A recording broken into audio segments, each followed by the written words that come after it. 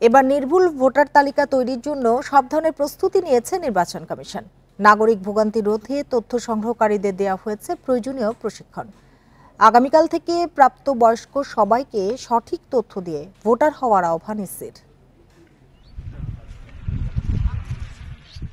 নতুন ভোটার অন্তর্ভুক্তি এবং নানা কারণে তালিকা থেকে বাদ পড়া নাগরিকদের তথ্য সংগ্রহের পাশাপাশি মৃতদের নাম বাদ দেওয়ার জন্য বাড়ি বাড়ি গিয়ে তথ্য নেওয়া হয় প্রতি বছর।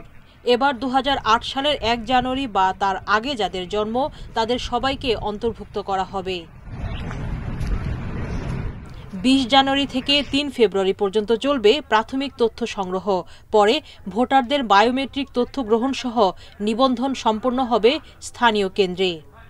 এই প্রক্রিয়া চলবে 5 ফেব্রুয়ারি থেকে 11 এপ্রিল পর্যন্ত, আর 12 ফেব্রুয়ারি থেকে 16 এপ্রিল পর্যন্ত উপজেলা নির্বাচন কর্মকর্তার কার্যালয়ে ভোটার এলাকায় স্থানান্তরের আবেদন নেওয়া হবে। একই সময়ে মৃতদের নামও বাদ দেওয়া হবে। সংগৃহীত তথ্য সার্ভারে আপলোড করা হবে 5 মের মধ্যে। এবারও তথ্য সংগ্রহ হবে। আমরা প্রশিক্ষণে মাননীয় কমিশনের যে নির্দেশনা সেগুলো শেয়ার করেছি এবং আমাদের আইন বিধির আলোকে মাঠ পর্যায়ে গিয়ে ভালোভাবে কাজ করতে বলেছি। 11,801 জন তত্ত্বাবধায়কের অধীনে সারা দেশে তথ্য সংগ্রহকারী 55,016 জন।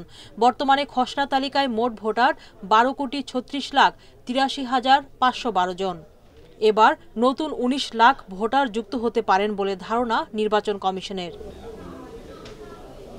এই কার্যক্রম পরিচালনায় নির্বাচন কমিশনকে প্রাথমিকভাবে 175টি ল্যাপটপ, 200 স্ক্যানার ও 4,300 ব্যাগ দিয়েছে ইউএনডিপি।